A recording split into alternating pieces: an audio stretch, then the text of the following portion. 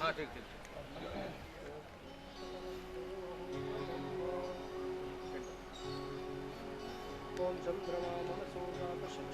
सूर्यो अजायत श्रोताद्वाश्च प्राणस्माय नमः।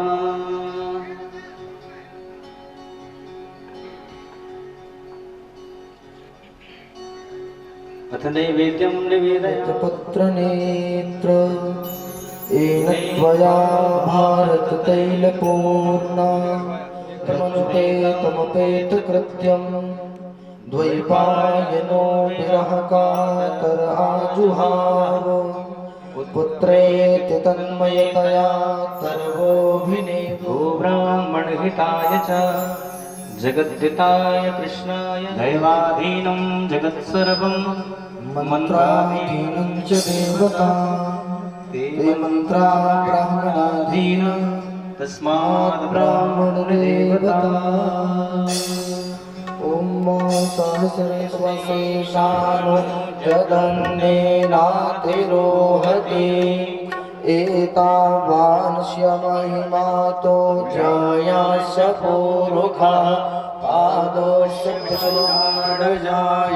विराजो अधिपूरुखः स जातो अत्यरिच्य तपस्यात् भूमिमथो पुरः तस्मात् जज्ञा नारण्या ग्राम्यास्य ये तस्मात् जज्ञा सर्वभूतानि च सामानि जगनि इदगन्धविः प्रजननं मे अस्तबहुलं मे करोत्वन्नं पयोरेतो से है कारती से भागवत भगवान की है और पंथ ये पंचम वेद निराला नव ज्योति जगाए कारती से भागवत भगवान की है आरती पापियों को पाप से है तारती।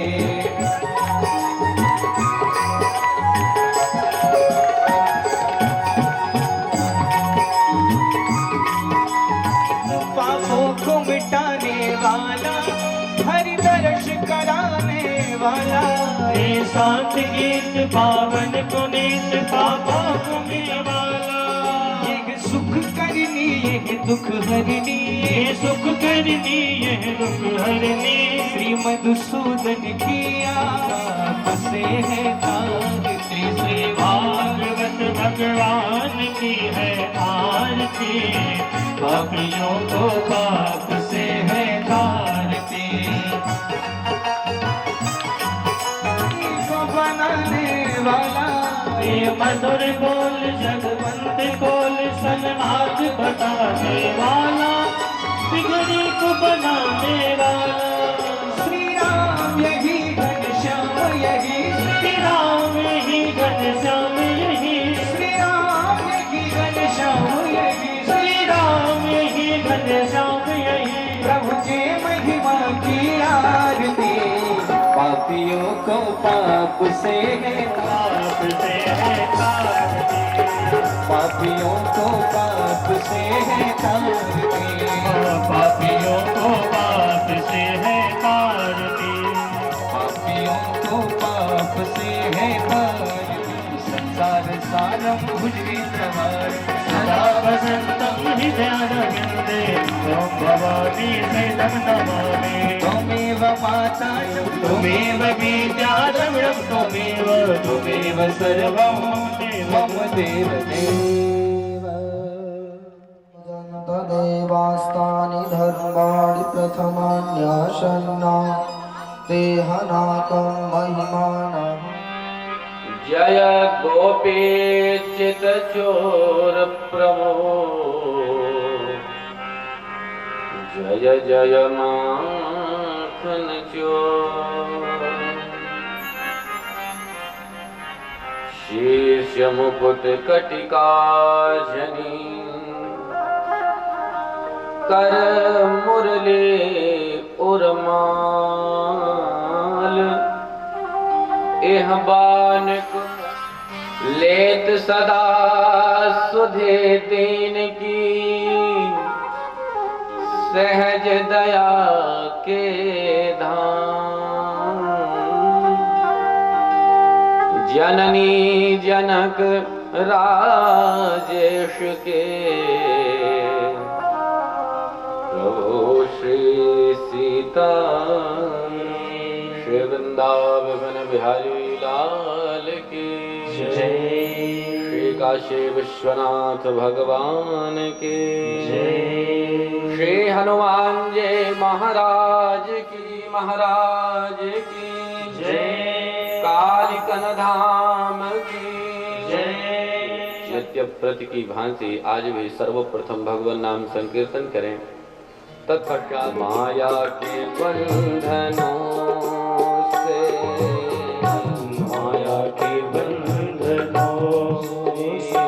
मैं मुक्ति कैसे पाऊं। माया के बंधनों से मैं मुक्ति कैसे पाऊं। ये प्रभु मुझे बता दो, ये प्रभु मुझे बता दो, ये प्रभु मुझे बता दो, हे प्रभु मुझे बता दो।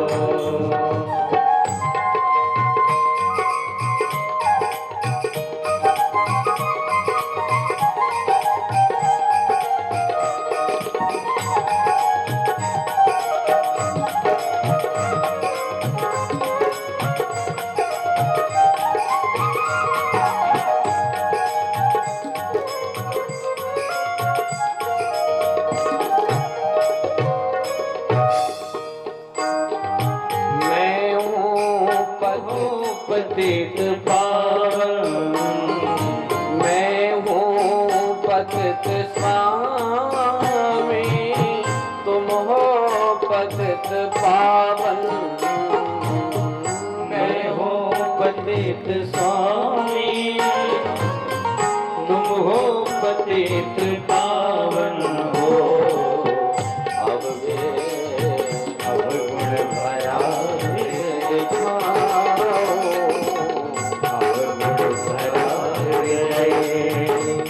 इसे बता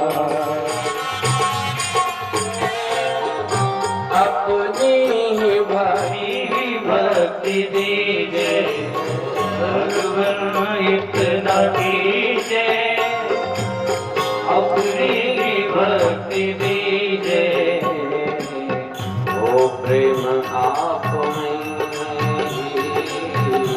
ओ प्रेम आप में न बोध पाऊं। ओ प्रेम आप में तुमको न भूल जाते बता दो, चरणों में कैसे आऊं। माया के बंधनों से, माया के बंधनों से मैं कैसे पाऊं। ये प्रभु मुझे बता दो। कृष्ण कृष्ण हरे हरे, राम राम हरे हरे, हरे राम हरे हरे, हरे कृष्ण कृष्ण कृष्ण हरे हरे, हरे राम राम हरे कृष्ण हरे कृष्ण हरे कृष्ण हरे राम हरे राम हरे हरे कृष्ण कृष्ण कृष्ण हरे हरे, हरे राम राम हरे हरे कृष्ण हरे कृष्ण हरे राम हरे राम राम राम हरे हरे, हरे कृष्ण कृष्ण कृष्ण हरे हरे, हरे राम राम राम हरे हरे, हरे कृष्ण कृष्ण हरे हरे, हरे राम राम राम हरे हरे, हरे कृष्ण कृष्ण कृष्ण हरे हरे, हरे राम राम राम हरे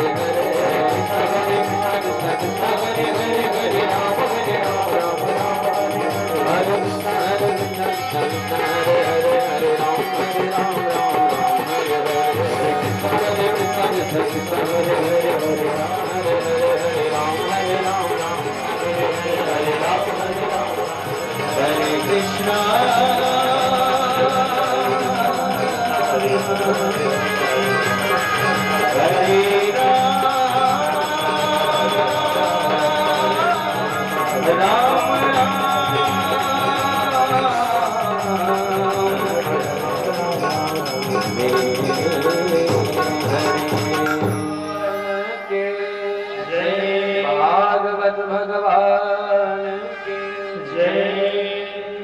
भगवान व्यास। बड़े बड़े ऋषि महात्मा सब विविध भांति के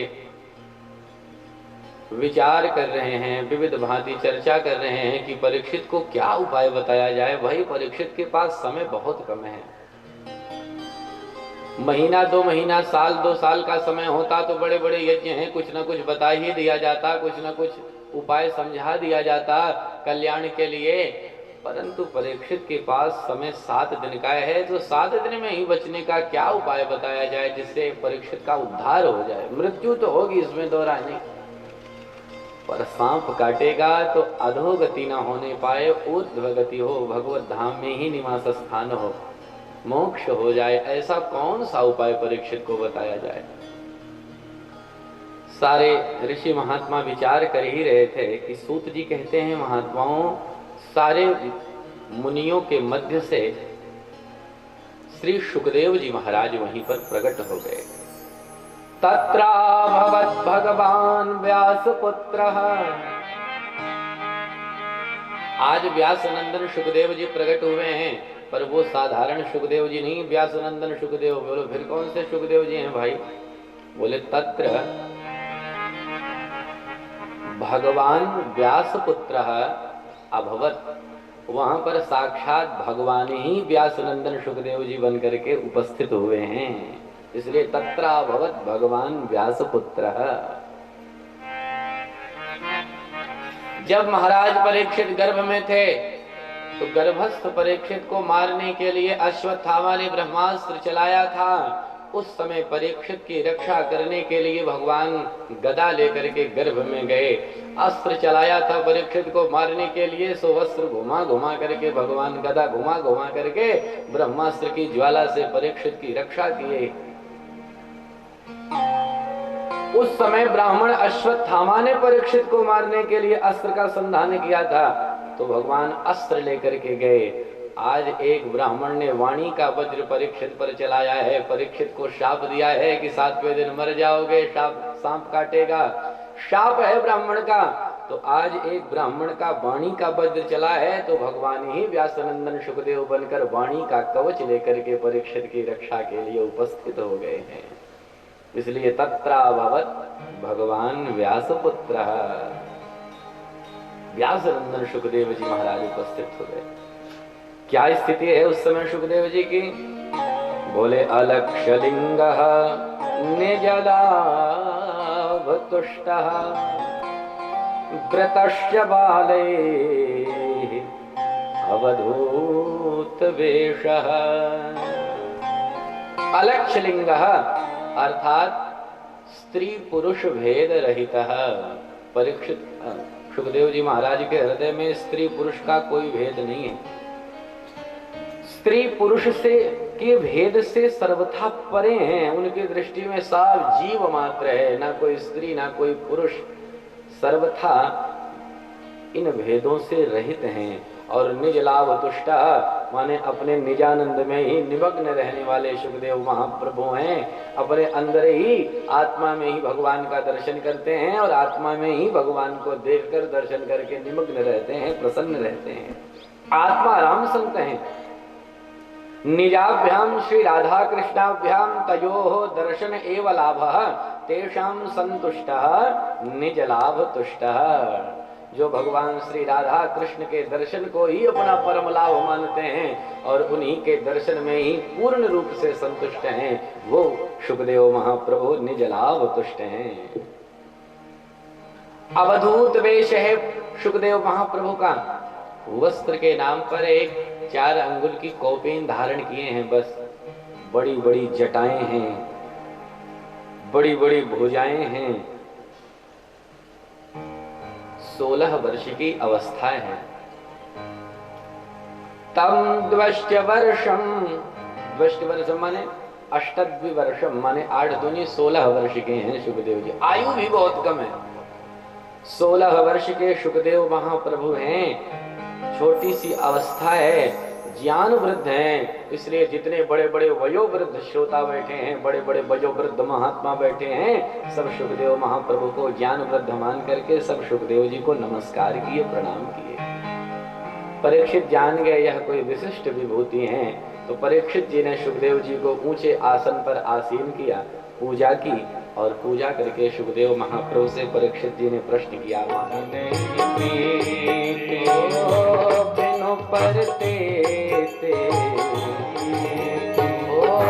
प्रीते बिना नहीं भगत प्रीते बिना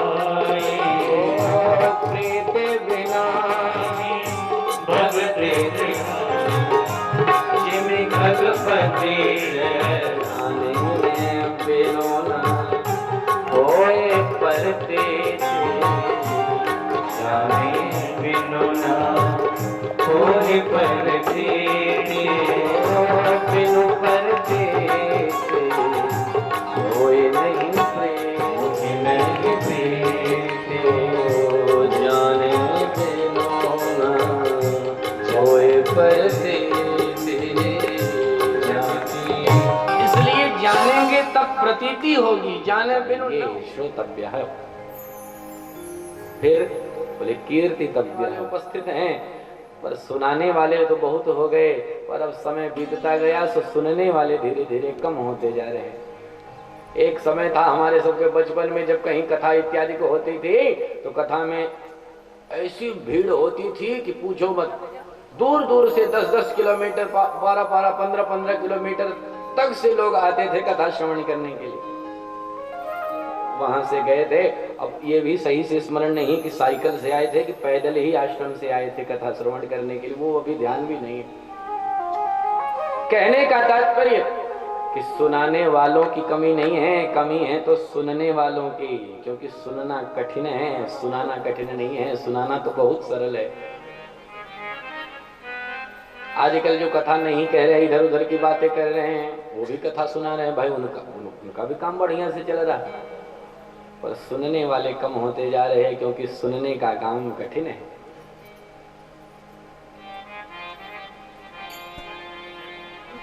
श्रोताओं के बहुत सारे लक्षण बताए गए हैं। श्रीमद् भागवत महापुराण का जो महात्म्य है, उस महात्म्य में जो स्कंद पुराणोक्त भागवत जी का महात्म्य है, 4 अध्यायों में पीछे लिखा गया है, वो स्कंद पुराण से उद्धृत है। स्कंद पुराणोक्त भागवत जी के महात्म्य में श्रोताओं का वर्णन किया गया है। श्रोता कितने प्रकार के हैं, वक्ताओं का भी लिखा है, वक्ता भी कितने प्रकार के।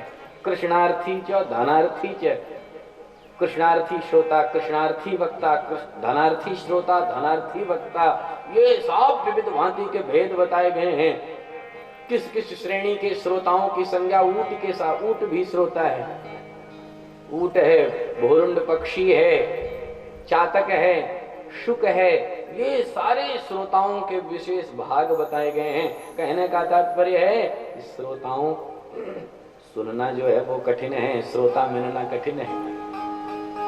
इसलिए पहला काम जो बताया हुआ है सुनने का है। खूब भैया बढ़िया मन लगा के सुने, नहीं तो सुनेगा नहीं, तनिक जानकारी हो गई, सुनाना प्रारंभ कर दिया तो फिर घूमता रहे, फिर मन लगने वाला नहीं। कथा तो चाहे जितना सुनाए पर मन नहीं लगने वाला। मन तो तभी लगेगा जब बढ़िया से भगवान की कथा सुनेगा। श्रोतव्य। एक विनोदी महात्मा हास परिहास करते रहते थे। वो बोलते थे भैया हमारी दृष्टि में तो श्रोता 3 प्रकार के हैं। कौन कौन से श्रोता हैं महाराज? वो महाराज जी थोड़ा हास परिहास करते रहते थे, विनोदी प्रकृति के थे, तो बोले हमारी दृष्टि में 3। बोले बताओ तो महाराज। बोले देखो, एक तो है श्रोता जो बढ़िया मन लगा के कथा सुनता है। अच्छा, और बोले दूसरे हैं सोता। घर से तो यही सोच के चलते हैं कि कथा सुनेंगे, पर कथा में बैठते ही कथा में सोने लगते हैं। ऐसी नींद आती है, ऐसे खर्राटे मारते, बढ़िया कुर्सी पे बैठ गए या नीचे जमीन पे ही बैठ गए, ऐसा सोएंगे थी पूछो। एक है जो श्रोता है, जो कथा सुनता है। दूसरा है, बोले दूसरा है सोता। वो घर की झंझट को छोड़ करके कथा में आकर बढ़िया सोता है। इसलिए उसका नाम ही सोता है। और तीसरे बोले वो तो बहुत खतरनाक है भैया।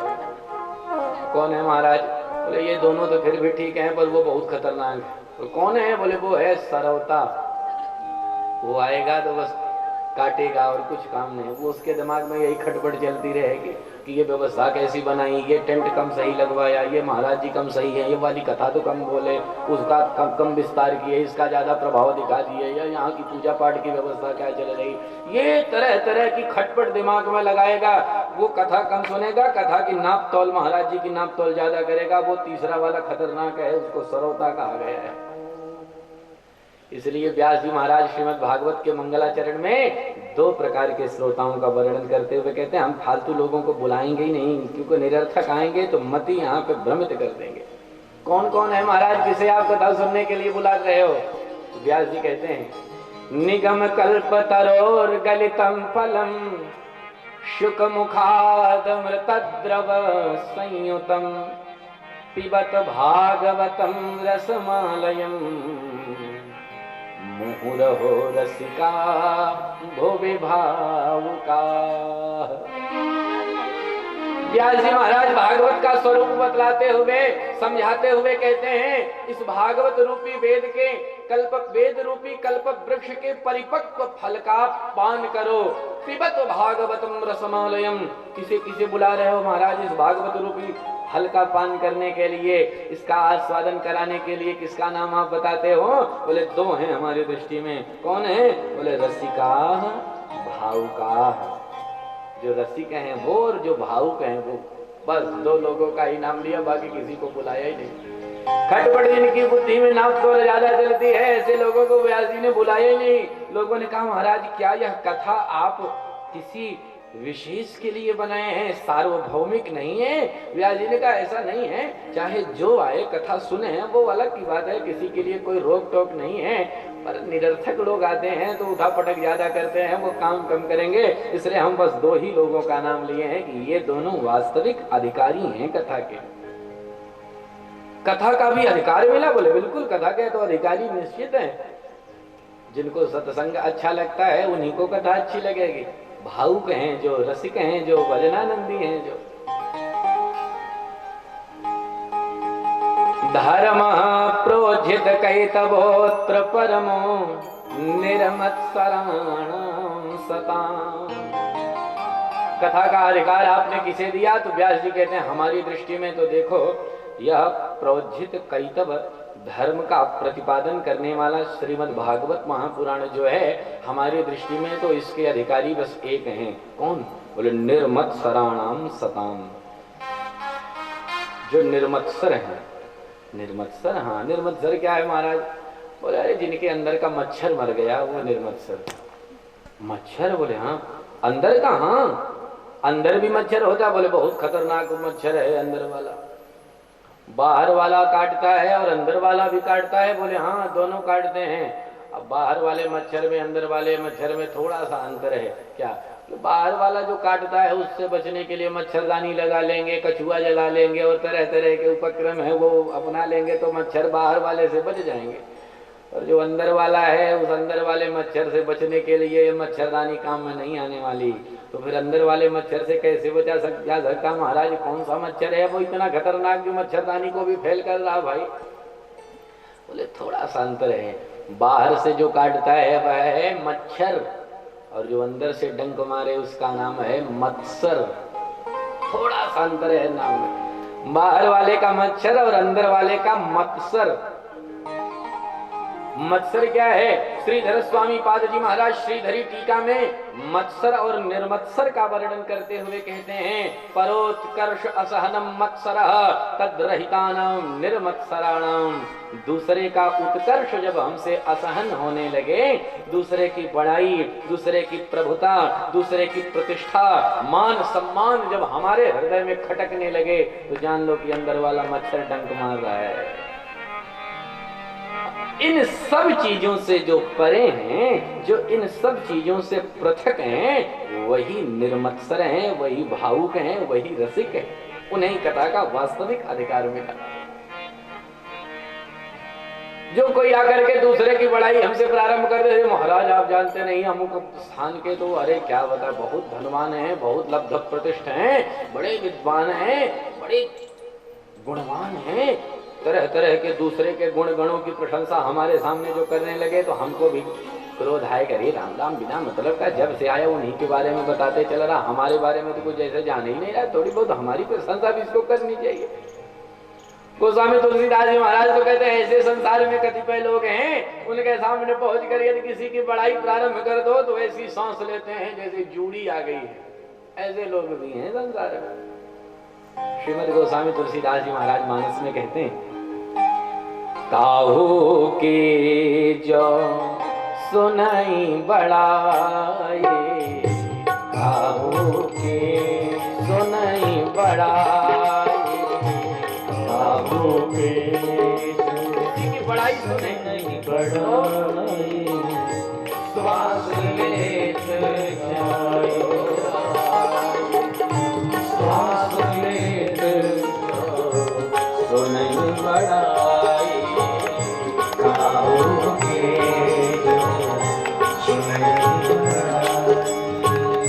उन्हें ही वास्तव में कथा अच्छी लगेगी जो सर्वथा निर्मत्सर हैं, जिनके हृदय से मत्सर समाप्त हो गया है, भगवान की कथा सुने, ये पहला कार्य करे यदि भगवान को जानना है तो। दूसरा कार्य क्या है महाराज बोले, सुनाएं, औरों को भी सुनाएं, चारों तरफ घूम घूम करके सुनाएं, सबको भजन गा गा करके रिझाए, भगवान के बारे में बताए। महाराज यदि सुनने वाले ना मिले तो किसे सुनाएं? श्रोता मान के मन को ही भगवान की कथा सुनाएं, क्योंकि सबसे खतरनाक अपना ही मन है, दूसरे के मन की हम क्या जाने, हम हमारे मन की बहुत अच्छी से जानते हैं कि ये कितना खतरा पैदा कर रहा है, कितना खतरनाक है, कितना ढीठ है, कितना दुष्ट है। इसलिए पहले श्रोता बना करके अपने मन को ही के बारे में बताए, सिखाए और मन को फिर मोड़ करके भगवान की तरफ लगाए। ये तीन कार्य करें, ले जा करके मिलाए, फिर चार और चीजों का अभ्यास करे मन को मिलाने के लिए। कौन कौन सा कार्य करे महाराज? बैठे दया उन पर दयाल कर बैठे, वो दया उन पर दयाल कर जो सिमरनी संभाल कर बैठे, जो सिमरनी संभाल कर बैठे, जो सिमरनी संभाल कर दयाल कर बैठे, दया उन पर दयाल कर बैठे, दया उन पर दयाल कर बैठे।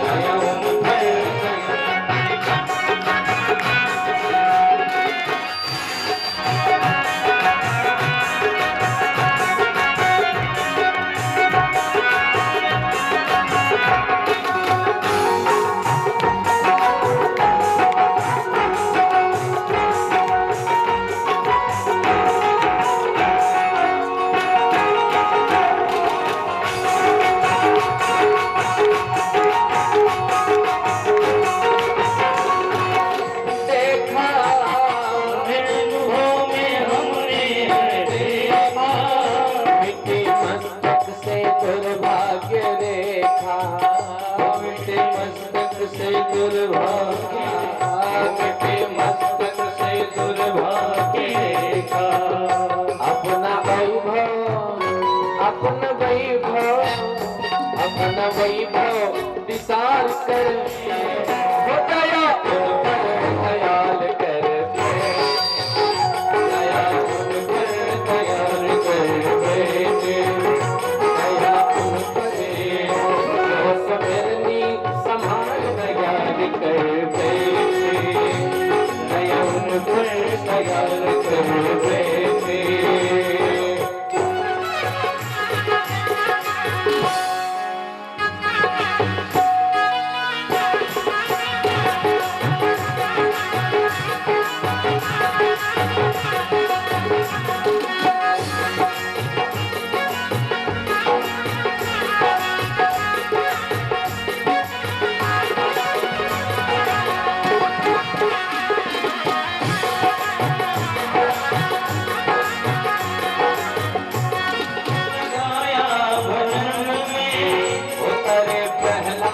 ध्रुव बचपन में, करे प्रहलाद ध्रुव बचपन में, करे बचपन में। वो तो भक्ति कमाल कर बैठे, वो तो भक्ति कमाल कर बैठे, दया उन पर दयाल कर बैठे, दया उन पर कमाल कर बैठे, दया उन पर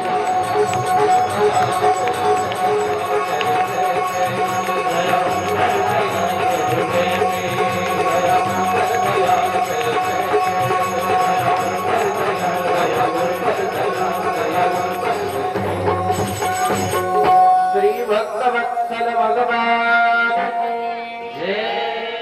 आया। और मैत्रेय विदुर के माध्यम से सुखदेव जी महाराज ने परीक्षित जी को सृष्टि के विस्तार का प्रसंग सुनाया, समझाया। बोले देखो, बहुत सारे तत्व हैं। प्रकृति पुरुष से सर्वप्रथम महत्त्व की उत्पत्ति हुई, कालांतर में त्रिविध अहंकार उत्पन्न हुए और फिर विविध तत्वों की उत्पत्ति हुई। सारे तत्व संगठित हुए, संगठित होकर एक विशाल अंडे का रूप बना। काल कर्म स्वभावस्थो जीवो जीवम जीवयत, भगवान ही उसमें जीव बन करके उपस्थित हुए। समय बीता, हजारों वर्षों तक वह जल राशि में ही अंडा पड़ा रहा और वर्ष पूग सहस्रांते तदंड मुदकेशयम, भगवान ही हजारों वर्षों के बाद उस अंडा को फोड़ करके विराट रूप बना करके उससे बाहर निकले। भगवान ने सृष्टि कार्य करना था, इसलिए विराट रूप लिया। कालांतर में जल में स्थान लिया। जल से भगवान की नाभि से कमल उत्पन्न हुआ, कमल पर ब्रह्मा जी उत्पन्न हुए। चारों तरफ देखने की इच्छा जगी, सो ब्रह्मा चतुर्मुख हो गए। स्वयं को जानने की इच्छा हुई कि मैं कौन हूँ, कहाँ से आया हूँ। आकाशवाणी हुई, स्पर्शेषु यत् षोडश में कविंशम निष्किंचनानां नृपयद्धनम विदुः। यदि आप स्वयं को जानना चाहते हो तो आप तप करो। ब्रह्मा जी तप का आदेश हुआ, ब्रह्मा तप करने में निमग्न हो गए। हजारों दिव्य वर्षों तक ब्रह्मा जी ने तप किया। फिर भगवान की मंगलमयी वाणी ब्रह्मा जी के कानों में सुनाई पड़ी। भगवान ने कहा, आपको जो चाहिए आप आदेश करिए, जो आप मांगेंगे वो मैं आपको दूंगा। ब्रह्मा जी ने कहा, महाराज मैं तत्ववेत्ता होना चाहता हूँ, तत्वज्ञ होना चाहता हूँ, स्वयं को जानना चाहता हूँ, आपको जानना चाहता हूँ। बहुत सारे प्रश्न हैं, यह क्या सब दिखाई पड़ रहा है, इन सारे दृश्यों के बारे में जानना चाहता हूँ। भगवान ने आशीर्वाद दिया, तत्व विज्ञानमस्तु, जाओ तत्ववेत्ता हो जाओ, तत्वज्ञ हो जाओ। देखो ब्रह्मा, तत्वज्ञ होने का हमने तुम्हें आशीर्वाद दिया, अब सुनो, हम हमारा दिव्य ज्ञान भी तुम्हें दे रहे हैं। ज्ञानम परम गुह्यम में यद वे ज्ञान समन्वितम सरहस्यं तदंगंच गृहाण गदितं मया। अब मैं तुम्हें दिव्य ज्ञान देने चल रहा हूं और वह ज्ञान साधारण नहीं है। यदि विज्ञान समन्वितम, विशिष्ट ज्ञान है, वह विज्ञान से समन्वित परम गुह्य ज्ञान है। 4 श्लोकों में चतुश्लोकी भागवत का भगवान श्रीमन नारायण ने अपने मुखारविंदों से ब्रह्मा जी को उपदेश किया। अहमेवा समेवाग्रे नान्यद यद सत सत्परम पश्चाद अहम यदे तच्च यो वसिष्ठेत सोऽस्म्यहम्। ऋतेर्थम यत् प्रतीयेत न प्रतीयेत चात्मनि तद विद्यादात्मनो मायां यथा भासो यथा तमः। यथा महान्ति भूतानि भूतेषु चावचेष्वनु प्रविष्टान्यप्रविष्टानि तथा तेषु न तेष्वहम्। एतावदेव जिज्ञास्यं तत्त्वजिज्ञासुनात्मनः अन्वयव्यतिरेकाभ्यां यत् स्यात् सर्वत्र सर्वदा। ये 4 श्लोकों का उपदेश किया, पर इन ये चारों श्लोकों का विस्तृत अर्थ अपने सब पुनः कभी श्रवण करेंगे। ब्रह्मा जी को भगवान ने उपदेश किया। उपदेश करके भगवान बोले, देखो ये मेरा उपदेश है, इसे अपने मस्तिष्क में भली भांति धारण करना। इससे लाभ क्या होगा? बोले तुम्हें सृष्टि करना है। यदि इन 4 श्लोकों का ज्ञान तुम्हारे पास रहेगा तो मैं यह तुम्हें आशीर्वाद देता हूँ। एतन्मतं समातिष्ठ परमेण समाधिना भवान कल्प विकल्पेषु न विमुह्यति करहिचित्। मेरी माया तुम्हें बिल्कुल परेशान नहीं करेगी, मेरी माया के चक्कर में नहीं पड़ोगे। बस इन 4 श्लोकों का अपने मन में सदैव आधान करके रखना, सदैव इन 4 श्लोकों का ज्ञान धारण करना। ब्रह्मा जी को उपदेश करके भगवान सृष्टि का आदेश करके अंतर्ध्यान हुए। ब्रह्मा जी महाराज सृष्टि कार्य प्रारंभ किए। सर्वप्रथम ब्रह्मा बाबा ने 4 कुमारों को उत्पन्न किया, सनक, सनंदन, सनातन और सनत कुमार। चारों ने ब्रह्मा जी को प्रणाम किया। ब्रह्मा जी ने चारों को आदेश किया, जाओ तान बभाषे स्वभूः पुत्रान प्रजाः सृजत पुत्रका। ब्रह्मा जी ने आदेश किया, जाओ बच्चों प्रजाः सृजत, सृष्टि करो। चारों कुमारों ने कहा, सनकादियों ने हाथ जोड़ करके कहा कि हम तो भजन करने आए हैं, हम सृष्टि नहीं करेंगे। क्या कहा? हमारी बात नहीं मानते हो, अपने पिताजी की आज्ञा का अपमान करते हो। क्रोध आया ब्रह्मा जी को। अब तो ब्रह्मा जी का क्रोध ही ब्रह्मा की भ्रुकुटी भेदन करके भूत भावन भोलेनाथ भगवान शिव के रूप में प्रकट हो गया। बोल शंकर भगवान की जय। शंकर जी ने कहा, भगवान शिव ने कहा, बोलो क्या आदेश है? ब्रह्मा जी ने कहा, सृष्टि करो। बोले ठीक है। शंकर जी सृष्टि करने लगे। एक तरफ ब्रह्मा जी की सृष्टि चले, दूसरी तरफ शंकर भगवान की सृष्टि चले। अब ब्रह्मा जी की सृष्टि तो भाई बढ़िया चल रही, और शिव जी की सृष्टि भूत प्रेत पिशाच बेताल डाकिनी शाकिनी सब तरह तरह के पिशाचों की सृष्टि। स्थिति यह हो गई कि शंकर भगवान की सृष्टि ब्रह्मा जी की सृष्टि को समाप्त करती चले, खाती चले। ब्रह्मा जी ने देखा, राम राम, एक तरफ हम इतनी सृष्टि की है और सारी की सारी सृष्टि चौपट उधर से। दौड़े भागे आए, आकर के भगवान शिव से बोले, रुद्रानाम रुद्र सृष्टानाम समन्तात् ग्रस्तताम जगत। अरे राम राम, ये तो सारा संसार ही आपके ये गण समाप्त कर देंगे, इसलिए एक काम करिए। भगवान शिव ने कहा, क्या करें? बोले, तप आतिष्ठ भद्रम ते सर्वभूत सुखावहम। देखो महाराज, सारे प्राणियों को सुख इसी में है कि आप तपस्या करो, आप सृष्टि का कार्य मत करो। मैं मान गया, भले ही आप मेरे बेटा बन करके आए हो, पर मैं मान गया कि आप मेरे बाप हो महाराज, इसलिए आप सृष्टि मत करो। अलम प्रजाभिः सृष्टाभिः ईदृशाभिः सुरोत्तम। सृष्टि कार्य विराम दे दो। भगवान शिव ने कहा, जो आज्ञा। सृष्टि कार्य छोड़कर तप में निमग्न हो गए। ब्रह्मा जी सृष्टि कार्य और आगे बढ़ाए। 10 ऋषियों को उत्पन्न किया। मरीचि, अत्रि, अंगिरा, पुलस्त्य, पुलह, क्रतु, भृगु, वशिष्ठ, दक्ष और नारद जी, 10 महात्माओं को ब्रह्मा जी ने फिर उत्पन्न किया। 10 को सृष्टि कार्य में निमग्न किया, लगाया और कार्य आगे बढ़ाया।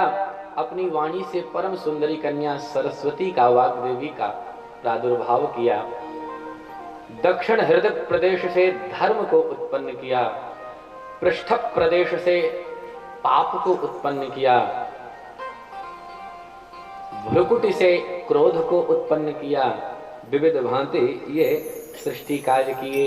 अपनी छाया से करदम जी को उत्पन्न किया और करदम जी को उत्पन्न करके ब्रह्मा जी बोले जाओ आप तपस्या करो। करदम जी तपस्या में चले गए। तपस्या करके करदम भगवान को प्रसन्न कर लिए। भगवान ने करदम जी से पूछा क्या चाहते हो। करदम जी ने कहा महाराज हमें तो आपके जैसा ही बेटा चाहिए।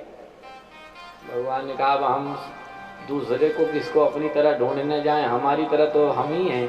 ठीक है हम स्वयं तुम्हारे यहाँ आएंगे पर पहले तुम विवाह तो करो तब तो हम आए।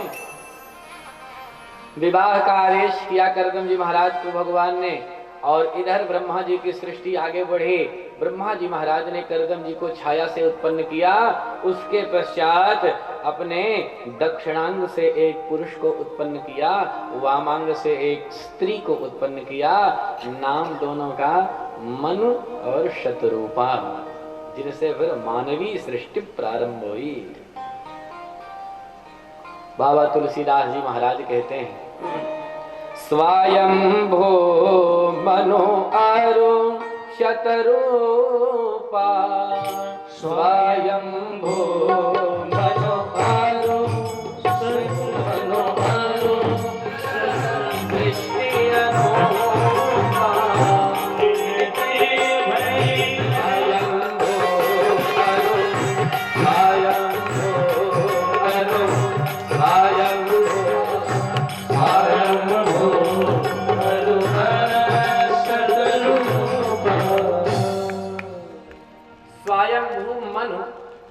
मानवीय सृष्टि हुई। मनु शतरूपा को सर्वप्रथम 5 संतानें हुई, 3 कन्याएं हुई और 2 पुत्र हुए। एक दिन मनु महाराज ब्रह्मा जी के पास आए। देखना इंद्रियों के न घोड़े भगे, देखना इंद्रियों के उनमें संयम के हरदम घोड़े लगे। अपने रथ को सुमार्ग लगाते चलो, अपने रथ को सुमार्ग लगाते चलो। कृष्ण गोविंद गोपाल गाते चलो, कृष्ण गोविंद गोपाल गाते चलो। मन को विषयों से हरदम हटाते पाल गाते चलो।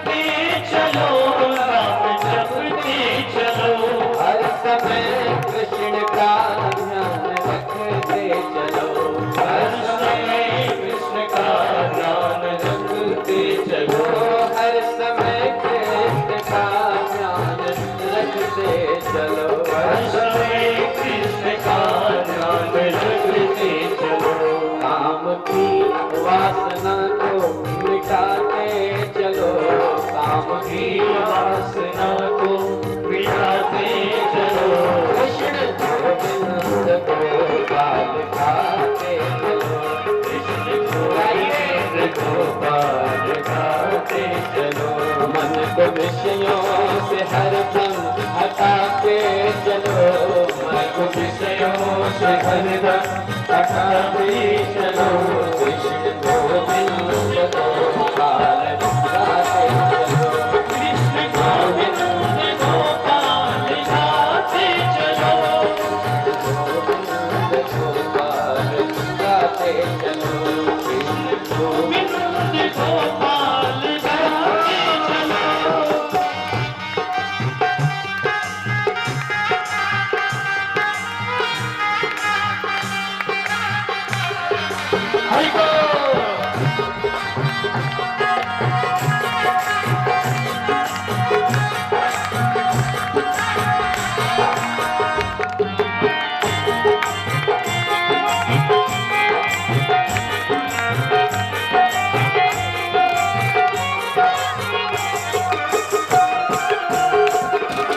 मनुष्य का स्वभाव है जब दुखी होता है तो दुख में तड़पो नहीं, सुख में भूलो नहीं, दुख में तड़पो नहीं, सुख में भूलो नहीं, दुख में तड़पो प्राण जाए मगर नाम भूलो नहीं, प्राण जाए मगर नाम भूलो नहीं, प्राण जाए मगर नाम भूलो नहीं। मुरली वाले चलो, मुरली वाले को मन में रिझा कृष्ण गोविंद को गाते गाते चलो, कृष्ण गोविंद को गाते गाते चलो, कृष्ण गोविंद को गाते गाते चलो, कृष्ण गोविंद को गाते गाते विषयों से हरदम हटाते चलो, कृष्ण गोविंद को गाते गाते, कृष्ण गोविंद गोपाल गोविंद गोपाल गाते चलो।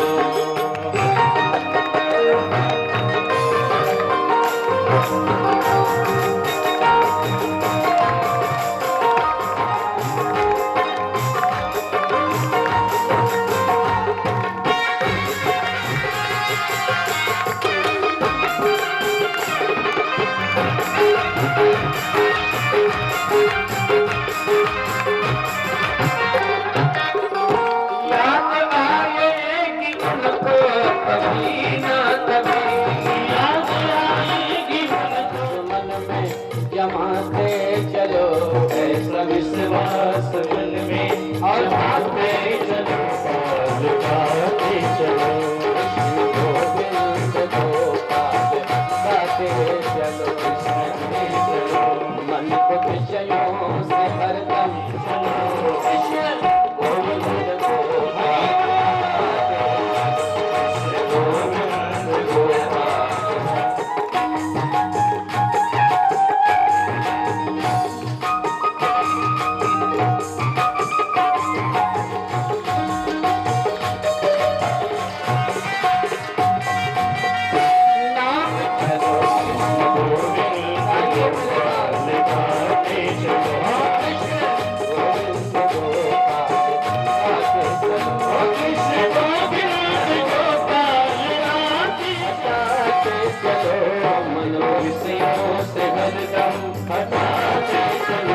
कृष्ण गोविंद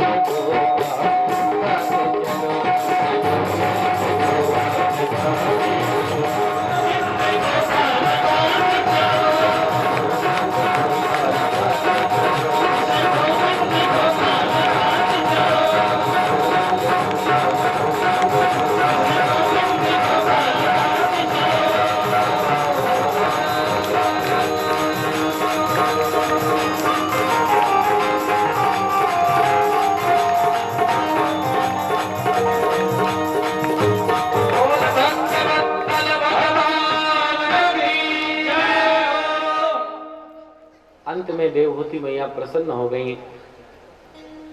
भगवान कपिल को प्रणाम करती हुई देवहूति मैया कहती है, हे नाथ, मैंने आपके उपदेश का एक निष्कर्ष निकाला है। क्या निष्कर्ष आपने निकाला? देवहूति कहती हैं, मैंने निष्कर्ष निकाला है कि अहो बतश्व पचोतो गरिया यज्जिह्वाग्रे वर्तते नाम तुभ्यं ते पुस्तपस्ते जुहुः सस्नुरार्या ब्रह्मानुचुर्नाम गृह्णन्ति ये ते। मैंने निष्कर्ष निकाला है, अहो आश्चर्य है। क्या आश्चर्य है? अहो बत आश्चर्य है। क्या आश्चर्य है? अरे आश्चर्य है कि श्वपचो तो गरीयान। अरे जो श्वपच है वह श्रेष्ठ है। श्वपच माने चांडाल। जो चांडाल है वह भी श्रेष्ठ है। आश्चर्य है, कैसा चांडाल श्रेष्ठ है? बोले यज्जिह्वाग्रे वर्तते नाम तुभ्यम।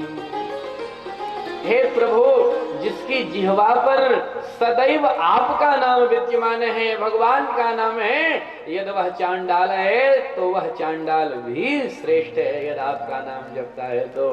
और यदि आपकी नाम से विमुख ब्रह्मा हो जाएं, ब्रह्मा आपका नाम न जपें, तो हमारी दृष्टि में ब्रह्मा भी श्रेष्ठ नहीं है, वह चांडाल श्रेष्ठ है जो आपका नाम जपता है। भगवान कपिल को प्रणाम करती हैं और धारा बनकर के देवहूति मैया वहीं पिघल गई, द्रवीभूत होकर बह गई। कपिल भगवान को समुद्र ने अपने मध्य में स्थान दिया। आज भी जो गंगा सागर स्नान करने के लिए मकर संक्रांति में जाते हैं, वो भगवान कपिल का समुद्र के मध्य में दर्शन प्राप्त करते हैं। कपिल भगवान की जय। अब मनु महाराज के जो प्रथम बेटियां हैं आकुति जी के बारे में बताया। बोले देखो, आकुति जी का विवाह रुचि प्रजापति के साथ हुआ और उनके यहाँ साक्षात भगवान यज्ञ नारायण अपनी अर्धांगिनी दक्षिणा देवी के साथ प्रकट हुए। बोले यज्ञ पुरुष भगवान की जय। भगवान के अवतारों की कथा है, इसलिए अवतार ही बताते हैं सुखदेव महाप्रभु। 24 अवतारों का विस्तार से निरूपण किया है श्रीमद् भागवत में सुखदेव जी ने। बोले देखो, देवहूति जी की एक कन्या है जिनका नाम है अनसुईया, जिनका विवाह अत्रि जी के साथ हुआ है। अत्रि जी ने घोर तपस्या की और संतान नहीं थी अत्रि जी को, इसलिए घोर तपस्या की और अत्रि जी की तपस्या से ब्रह्मा विष्णु महेश तीनों प्रसन्न होकर अत्रि जी के सामने प्रकट हो गए। अत्रि जी ने कहा, महाराज हम तो एक को बुलाए थे, आप तीनों कहां से आ गए? भगवान ने कहा, भो अत्रि, हे अत्रि, वयम नत्रि, हम लोग तीन नहीं हैं, एक ही हैं। इस चक्कर में मत रहना कि हम तीन हैं। वयम नत्रयः, हम तीन नहीं हैं। अत्रि जी ने कहा, तो महाराज कहना क्या चाहते हैं? बोले क्या चाहिए बोलो, तुम बस अपना मनोरथ बताओ। अत्रि जी ने कहा, महाराज हमें तो पुत्र चाहिए। भगवान ने आशीर्वाद दिया, ठीक है तुम्हें निश्चित पुत्र रत्न की प्राप्ति होगी। तीन देवता ब्रह्मा विष्णु महेश आए थे, तीनों पुत्र का आशीर्वाद दे करके गए। सो अत्रि अनुसुईया जी से तीनों के अंश में 3 पुत्र उत्पन्न हुए। ब्रह्मा जी के अंश से चंद्रमा उत्पन्न हुए अनुसुईया जी के गर्भ से। भगवान शिव के अंश से दुर्वासा जी महाराज उत्पन्न हुए और भगवान नारायण के अंश से अत्रि अनुसुईया के यहाँ साक्षात भगवान दत्तात्रेय प्रकट हुए। बोल दत्त भगवान के। अत्रि के पुत्र हैं इसलिए दत्तात्रेय कहा जाता है इन्हें। मनु महाराज की जो कन्याएं हैं जिनका नाम प्रसूति है, 2 कन्याओं को सुना दिया चरित्र। तो तीसरी कन्या के बारे में बतलाते हुए सुखदेव महाप्रभु परीक्षित से कहते हैं, परीक्षित मैत्रेय महाराज विदुर जी से कह रहे हैं, प्रसूति जी का विवाह हुआ दक्ष प्रजापति के साथ। 16 कन्याएं हुई, 13 का विवाह प्रजापति दक्ष ने धर्म के साथ संपन्न किया। 1 का विवाह दक्ष प्रजापति ने अग्नि के साथ संपन्न किया, नाम स्वाहा देवी। 1 का विवाह दक्ष प्रजापति ने पितरों के साथ संपन्न किया, नाम स्वधा देवी। और 1 का विवाह भगवान शिव के साथ संपन्न किया, जिनका नाम सती देवी। मैत्रेय जी विदुर जी से कहते हैं, विदुर जी शिव सती में कोई संतति नहीं हुई, कोई संतान नहीं हुई। क्यों? बोले क्योंकि शिव जी का अपमान दक्ष प्रजापति ने कर दिया था, वो अपमान सती सहन नहीं कर पाई, इसलिए योगाग्नि में उन्होंने अपनी देह को ही भस्म कर दिया। विदुर जी बड़े चक्कर में पड़े, शिव जी का अपमान? बोले हाँ। पूछ लिया विदुर जी महाराज ने, ये थोड़ा विस्तार से बतलाइए महाराज। भगवान शिव महादेव हैं, साधारण देव नहीं है, महादेव हैं। महादेव का अपमान दक्ष ने कर दिया। अरे जिनका नाम ही शंकर है, शम माने कल्याण, शम कल्याणम करोतीति शंकरः, जो कल्याण करने वाले देवता हैं वो शंकर हैं। शिव माने ही कल्याण होता है, जो शिव शंकर हैं, कल्याण करने वाले कल्याणकारी देवता हैं, भोलेनाथ हैं। ऐसे भोले बाबा का अपमान दक्ष प्रजापति ने क्यों कर दिया महाराज, ये हमें सुनाओ। बोले सुनो, दक्ष को प्रजापति का पद प्राप्त हुआ। पहले प्रजापति नहीं थे ये, पर इन्हें ब्रह्मा जी ने प्रजापति का पद दिया। तो प्रजापति का पद मिला तो दक्ष के सम्मान में, प्रजापति दक्ष के सम्मान में एक सम्मान पूर्वक सुनो। मैं आज तुम लोगों को एक विशेष बात बताने चल रहा हूँ। अब तो सभा में जितने थे सब आश्चर्यचकित हो गए कि राम राम, सभापति का भाषण तो सबसे अंत में होता है, वो भी पहले ही बोलने वाले सभापति में होते हैं। इसका मतलब कोई विशेष बात कहने वाले हैं। सब सावधान होकर के सुनने लगे, क्या कहेंगे। दक्ष ने कहा, अरे सभ्य जनों की सभा में कदाचित किसी असभ्य का यदि प्रवेश हो जाता है तो सभा की मर्यादा ही नष्ट हो जाती है। इसलिए यदि सभ्य जनों की सभा रहे तो सभ्यों की सभा में किसी असभ्य को कभी नहीं बुलाना चाहिए। अब तो सारे देवी देवता एक दूसरे का मुंह देखने लगे कि भैया हम में कौन असभ्य आ गया, हम देवता हैं, देवता भी असभ्य हैं, कौन है भैया। दक्ष ने कहा, अरे एक दूसरे का मुंह क्यों देख रहे हो, तुम्हें ये शिव शंकर नहीं दिखाई पड़ रहा, मैं इसी की बात कर रहा हूं। अयम तो लोकपालानां यशक्नः निरपत्रपः। अरे हम लोकपालों के यश को धूमिल करने वाला है, निरपत्रप है, इसे लज्जा नहीं आती। देखो तो सही, यही हमारी सभा में असभ्य है, प्रवेश कर गया है। अब तो सारे के सारे देवता चक्कर में पड़ गए कि राम राम, भोलेनाथ को दक्ष प्रजापति असभ्य बोल रहे हैं। दक्ष प्रजापति का अभिमान बढ़ता गया। दक्ष प्रजापति कहते हैं, अरे राम राम, देखो तो सही, यदि कभी किसी सभ्य समाज में इसका उठना बैठना रहता, सभ्य जनों के साथ यदि जीवन जीता तो सभ्य जनों का आचरण कैसा रहता इसे पता रहता। परंतु प्रेतावासेषु घोरेषु भूत प्रेत गणैर्व्रतः। अरे भूतों प्रेतों में बीच में रहने वाला ये शिव शंकर, इसे तो सभ्य जनों की सभा का तनिक ज्ञान ही नहीं, कैसे सभ्य जनों की सभा में रहना चाहिए। बड़ी उल्टी पुल्टी बातें कही दक्ष ने। वहीं बगल में एक देवता था, वो देवता बोल पड़ा धीरे से, अरे आज तुम्हें बहुत अवगुण दिखाई पड़ रहे थे, उस दिन बुद्धि कहाँ चली गई थी जब बिटिया का विवाह कर दिए। उस दिन बुद्धि नहीं काम दी, उस समय अवगुण नहीं देख पाए। अब तो दक्ष का क्रोध और 2 गुना बढ़ गया। क्रोध में आकर दक्ष ने कहा, अरे वो तो मेरे पिताजी ब्रह्मा बाबा बोलने लगे तो मैंने मेरी बिटिया का विवाह इस शिव शंकर से कर दिया। कहाँ मेरी मृग नैनी कन्या सती और कहाँ ये बंदर जैसी आंखों वाला मरकट लोचन शिव, वैसे अपनी कन्या का विवाह करता हो ही नहीं सकता। ग्रहेत्वा मृग सावाक्षा पाणी मरकट लोचन। जो मरकट लोचन कहा तब तो भगवान शिव के बगल में नंदी बैठे थे, खड़े हो गए, बोले महाराज अब मेरे से नहीं रहा जाएगा, अभी इसमें बताता हूँ। नंदीश्वर खड़े हो गए दक्ष को डांटने के लिए, पर भगवान शिव नंदी का हाथ पकड़ लिया, अरे नंदी बैठो। शंकर भगवान की दया देखो, करुणा देखो, उल्टी पुल्टी बातें कर रहा, पर भोलेनाथ नंदी से कहते, अरे नंदी सुनो, बैठो तो सही। देखो भैया, वो हमसे बड़े हैं, हमारे ससुर जी हैं, जो हमें कह रहे हैं वो हमको सुनने दो, तुम प्रेम से बैठ जाओ। तुम्हारा तो विवाह हुआ ही नहीं, सो तुम्हें क्या पता, ससुराल की गालियां सबको सुननी पड़ती हैं और थोड़ा सा अंतर है, सबको विवाह में सुनना पड़ता, हमें विवाह के बाद सुनना पड़ रहा है, बैठ जाओ। भोलेनाथ ने नंदी को बैठा दिया, पर दक्ष का क्रोध बढ़ता गया। अंत में दक्ष ने शाप दे दिया, मैं इस शिव शंकर को शाप देता हूं कि कभी किसी यज्ञ में इस शिव शंकर को कोई भाग न दिया जाए। अब तो नंदी खड़े हो गए, महाराज आपको ऐसा शाप दे, मेरे से नहीं सहन हो रहा है। अरे हरिहर निंदा सुनई जो काना, होई पाप गौ घात समाना। गौ हत्या का पाप लगता है महाराज, जो आपकी निंदा श्रवण करता है, मेरे से नहीं रहा जाएगा। हे दक्ष प्रजापति, जब से आया है बकरे की तरह बड़बड़ाता चला जा रहा है, जा मैं भी तेरे को शाप देता हूं, तेरा मुंह बकरे का हो जाए।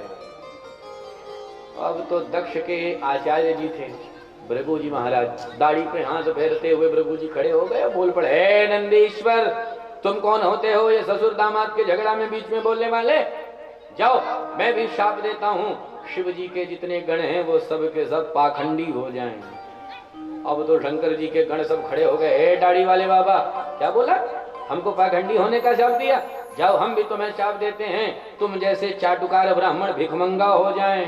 भगवान शिव खड़े हो गए, अरे भैया ये क्या चल रहा है? सम्मान सभा है कि शाप सभा है? सारी गड़बड़ हमारे ही आने से, हम ही यहाँ से चले चलते हैं। शंकर भगवान ने नंदी भृंगी सबसे कहा, चलो अपने घर चलते हैं तुम लोग। सबको लेकर के भोले बाबा कैलाश पर्वत चले आए, अपने यहाँ चले आए। कभी किसी से चर्चा ही नहीं की भोलेनाथ ने कि इतना अपमान मेरा वहां पे हुआ। परंतु दक्ष वह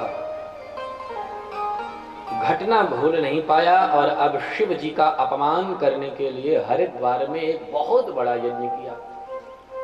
उस बड़े यज्ञ में सारे देवताओं को निमंत्रण दिया, सबके यहाँ चिट्ठी गई, बस भोलेनाथ के यहाँ आमंत्रण पत्र नहीं गया, शंकर जी को चिट्ठी नहीं गई।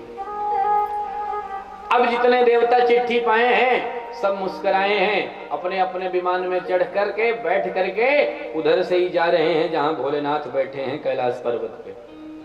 भैया जब दो प्रेमियों में झगड़ा हो जाता है तो तीसरे बहुत मजा लेते हैं बीच में। आपका किसी से बहुत प्रेम है और किसी कारण से मान लो झगड़ा हो गया, प्रेम कम हो गया, आना जाना बंद हो गया, कुछ खटपट हो गई, तो तीसरा बहुत मजा लेगा।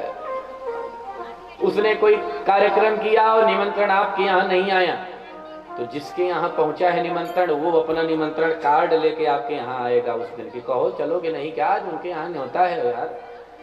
तो फिर आपको भी कहना पड़ेगा कि भैया हमारे यहाँ तो चिट्ठी नहीं आई। तो फिर वो कहेगा, गौरी तुमको चिट्ठी नहीं दी? तुम्हारा उनका तो बड़ा प्रेम था, तुमको काहे नहीं दी चिट्ठी? जान सब रहा है, परेशान जान बन के पूछेगा कि उसको उसी में मजा मिलेगा। और बाद में वो कहेगा कि पहले से पता होता तो हम भी ना आ जाते, और तुम यदि कहो तो हम भी ना जाएं। तो भैया तुम्हें आपको क्या पड़ी कि उसको बोल दो कि तुम भैया नहीं तुम जाओ। तो वो फिर वहां से निकलेगा तो रास्ते में कहेगा, देखे खूब बढ़िया गुड़ चीटे की तरह एक दूसरे मिले थे, ऐसी खटपट हुई कि आज चिट्ठी नहीं आई इनके यहाँ, बताओ। अब आकाश गगन मार्ग से अपने अपने जहाज में बैठ करके सब जा रहे हैं। देवता यदि चाहते हैं तो मार्ग परिवर्तन करके चले जाते। गगन तो पूरा आकाश खाली है, चाहे जिधर से घूम जाएं जहाज को, चाहे जिधर से घुमा दें, पर उधर से ही जा रहे हैं जहां भोलेनाथ पर्वत पर बैठकर समाधि लगाए हैं, तपस्या करें। उधर से ऊपर से ही जा रहे हैं कि भोले बाबा देखें तो समझें कि मेरे को चिट्ठी नहीं आई, इन सब के यहाँ चिट्ठी आई है। भोलेनाथ तो भोले बाबा हैं, सब कुछ जानने वाले समझने वाले। आंखें बंद किए भोले बाबा समाधिस्थ बैठे हैं। भगवती सती से नहीं रहा गया, पूछ लिया, देवी कहाँ जा रही हो? सती बिलो के व्योम विमाना, सती बिलो के व्योम विमाना, सती बिलो के व्योम जले सुंदर बेधे नाना, निर्विधि नाना, सती बिलो। विमान में अपने अपने बैठ करके जा रहे हैं। इशारे में देवांगनाओं से पूछा कि कहाँ जा रही हो तुम लोग? देवांगनाओं ने कहा, तुम्हारे पिताजी यज्ञ कर रहे हैं, तुम्हें नहीं पता चिट्ठी नहीं आई क्या? दिन देवांगनाओं से बता दूंगी कि मुझे आमंत्रण पत्र नहीं मिला तो सब हास परिहास करेंगी। जो इशारे में कहती, हाँ चलो मैं भी आ रही हूँ। देवांगनाएं सब अपने अपने देवताओं के साथ तो चली गईं, पर सती से नहीं रहा जा रहा। भगवान शिव आंख बंद किए बैठे हैं। सती महारानी आई, भगवान शिव के पैर दबाने लगी। दबाए जा रही हैं। भोलेनाथ भी आंखें खोल दिए, पूछ लिए देवी क्या बात है? कुछ नहीं, हम पतिव्रताओं का तो धर्म ही है पतियों की सेवा करना। भोलेनाथ ने कहा देवी आज कुछ ज्यादा ही धर्म निभा रही हो, साफ साफ बताओ क्या बात है? जो पूछा सो सती महारानी निरयापितो यज्ञ महोत्सव किल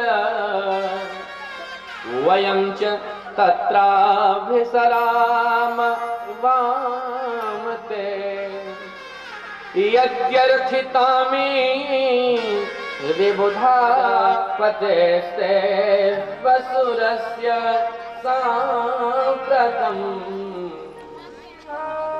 तनिक दृष्टि उठा करके देखो। यद्यपि मित्र प्रभु की दुखे यद्यपि मित्र दुखे यद्यपि मित्र प्रभु को बिनु बोले मुन संदेहा चाहिए बिनु बोले मुन संदेहा चाहिए बिनु बोले मुन संदेहा चाहिए बिनु बोले मुन संदेहा। मानी जा कोई तदपि विरोध कल्याण न होई जगत में प्रभु संदेहा जाय बिनु बोले मुन संदेहा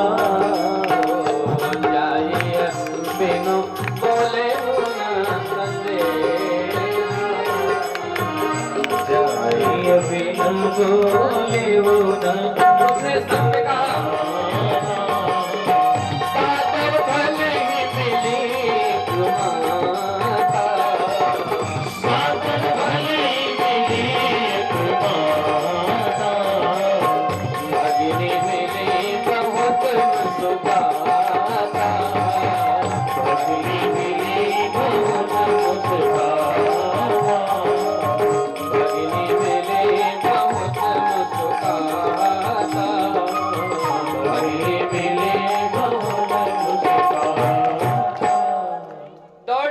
महारानी को प्रसूति जी ने अंक में भर लिया। पर सती ने कहा सबसे पहले मैं मेरे पिताजी के पास चल करके पूछती हूँ कि मेरे से तो बड़ा प्रेम करते थे, मैं मेरे पिताजी की लाडली बिटिया थी, फिर मेरे को निमंत्रण क्यों नहीं दिया? दौड़ी भागे सती महारानी दक्ष प्रजापति के पास। दक्ष ने देखा सती आई हैं, तो सती को देख करके दक्ष दूसरी तरफ देखने लगा।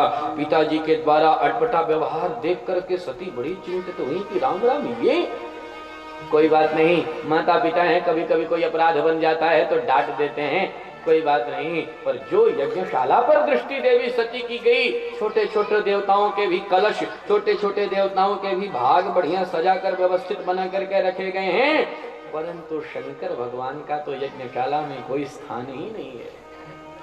जो यह दृश्य देखा तब तो मैत्रेय महाराज कहते हैं विदुर जी से, अरुद्रभागं तमवेक्ष्य चात्वरं पित्रा च देवाकृत हेलनं विभो अनादृता यज्ञ सदस्यधीश्वरी चुकोपलोकानि वधक्षति रुषा।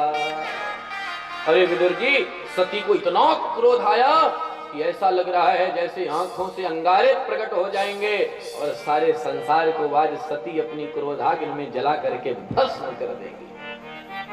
दक्ष के पास आई सती ने कहा, हे दक्ष, तूने हमारे पतिदेव का अपमान किया? अरे पता भी है, यद द्व्यक्षरम नाम गिरेरितं नृणाम सकृत प्रसंगात अगमा शुहन्ति तत्। अरे इतना मंगलमय नाम है, 2 अक्षर का शिव। यदि कोई नाम शिव ले ले तो उसके सारे पाप ताप संताप सर्वथा समाप्त हो जाते हैं, और तुमने ऐसे मंगल करने वाले शिव का अपमान किया। अरे शास्त्र कहते हैं स्वामी की यदि कोई निंदा करे तो सामर्थ्य है तो उसकी जीभ काट लेनी चाहिए, यदि सामर्थ्य नहीं है तो कान बंद करके वहां से भाग जाना चाहिए, चले जाना चाहिए, पर स्वामी की निंदा नहीं सुननी चाहिए, नहीं देखनी चाहिए। तो मेरा पिता है इसलिए मैं तेरी जीभ नहीं काट सकती, यदि कान बंद करके चली जाऊंगी, कल को दुनिया मेरे को दक्ष की कन्या कहेगी, दुनिया मेरे को दक्ष की पुत्री कहेगी, संसार वाले सब मेरे को दक्ष की बिटिया कहेंगे। अरे संसार वाले मेरे को दक्ष कन्या कहें, दक्ष कुमारी कहें, मैं एक शिव द्रोही की बिटिया कहलाई जाऊं, ये मेरे को सहन नहीं होगा। क्या करूं? शरीर है तो संबंध बना ही रहेगा। इसलिए दक्ष आज मैं मेरे इस शरीर को नष्ट करती हूं। अतस्तवोत्पन्नमिदं कलेवरम न धारयिष्ये शितिकण्ठगर्हिणः जग्धस्य मोहाद्धि विशुद्धि मंधसो जुगुप्सितस्योद्धरणं प्रचक्षते। हे दक्ष, अतः तवोत्पन्नम इदं कलेवरम शरीरम न धारयिष्ये, तेरे द्वारा उत्पन्न है यह मेरा शरीर, इसलिए अब मैं इस शरीर को नहीं धारण करूंगी। क्रोध में आकर के सती महारानी ने भगवान नारायण का स्मरण किया।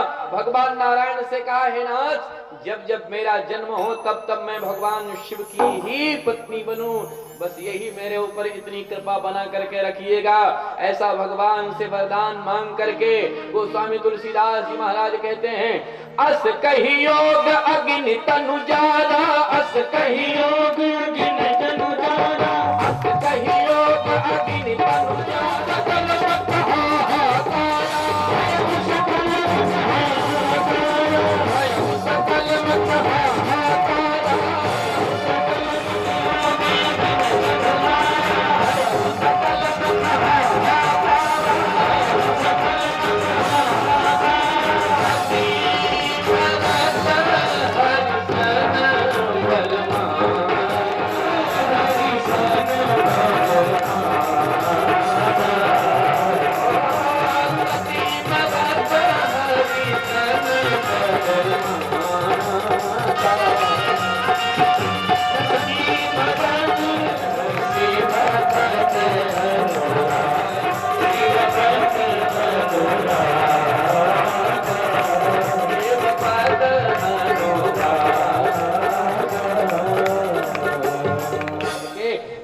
अक्षर का मंत्र जप करके 12 श्लोकों में स्तवन करके भगवान नारायण को ध्रुव जी महाराज ने प्रसन्न किया। 36,000 वर्ष तक भगवान ने राज्य करने के लिए ध्रुव जी महाराज को आदेश किया।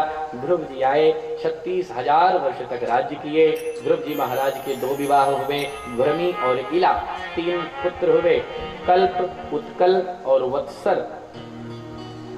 कालांतर में गंगा जी के तट पर ध्रुव जी महाराज ने भगवान नारायण का अद्भुत स्मरण किया, ध्यान किया और सशरीर भगवान नारायण के दिव्य लोक ध्रुव जी महाराज प्रस्थान किए।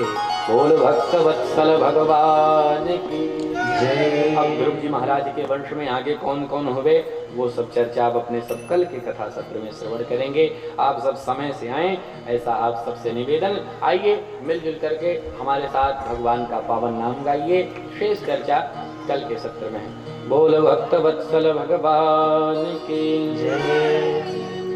मैं तो जपूं सदा तेरा नाम, दयालु दया करो। मैं तो जपूं सदा तेरा नाम, दयालु दया करो। मैं तो जपूं सदा तेरा नाम, दयालु दया करो।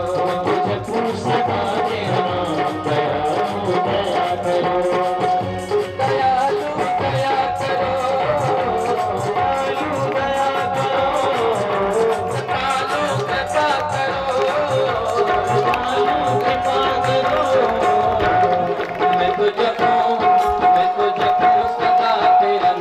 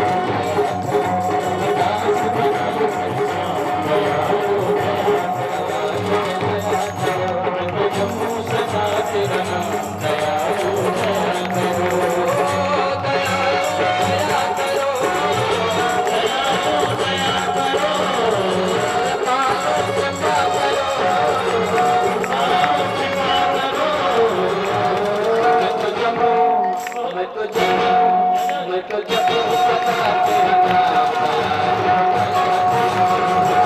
सदा तेरा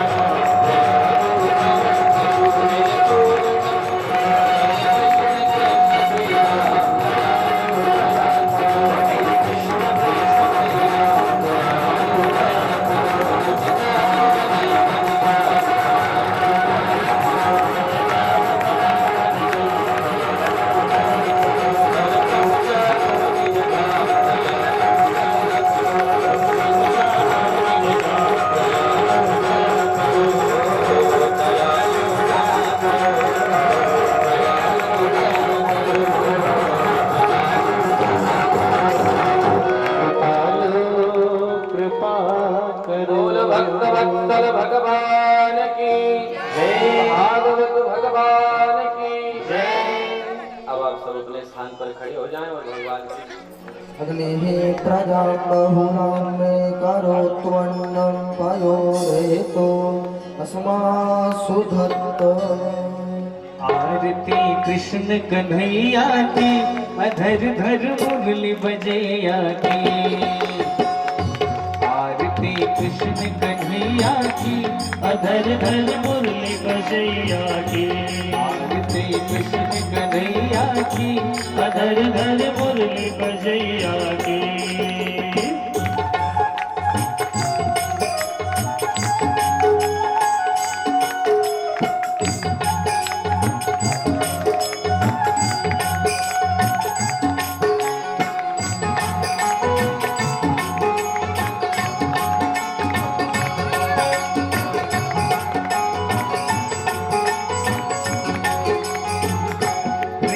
तुम मथुरा जन्म लियो, मथुरा जन्म लियो।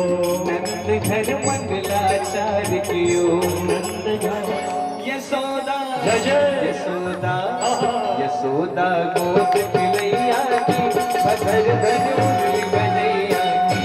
यशोदा गोद खिलैया की, अधर धर मुरली बजैया की। आरती कृष्ण कन्हैया की, अधर धर मुरली बजैया की।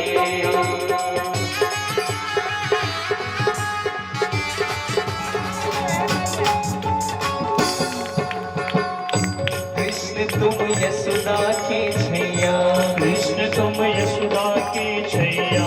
कृष्ण तुम यशोदा के छैया। श्याम बलदाऊ के भैया, श्याम बलदाऊ के भैया। कृष्ण तुम यशोदा के छैया, श्याम बलदाऊ के भैया। कृष्ण तुम यशोदा के छैया, श्याम बलदाऊ के भैया। कि बन बन कि बन बन कि बन बन गाय चरैया की, अधर धर मुरली बजैया की। आरती कृष्ण कन्हैया की, अधर धर मुरली बजैया की।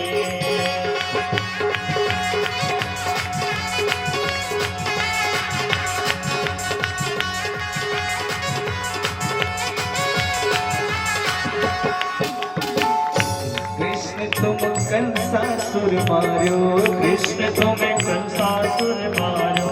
कृष्ण तुम कंसासुर मारो, कृष्ण तुम कंसासुर मारो। श्याम तुम भूमि भार तारो, श्याम तुम भूमि भार तारो। कृष्ण तुम कंसासुर मारो, श्याम तुम भूमि भार तारो। कृष्ण तुम कंसासुर मारो, श्याम तुम भूमि भार तारो। कालिया कालिया कालिया कन्हैया की, अधर धर मुरली बजैया की। आरती कृष्ण कन्हैया की, अधर धर मुरली बजैया की। आरती कृष्ण कन्हैया की, अधर धर मुरली बजैया की। आरती कृष्ण कन्हैया की, अधर धर मुरली बजैया की।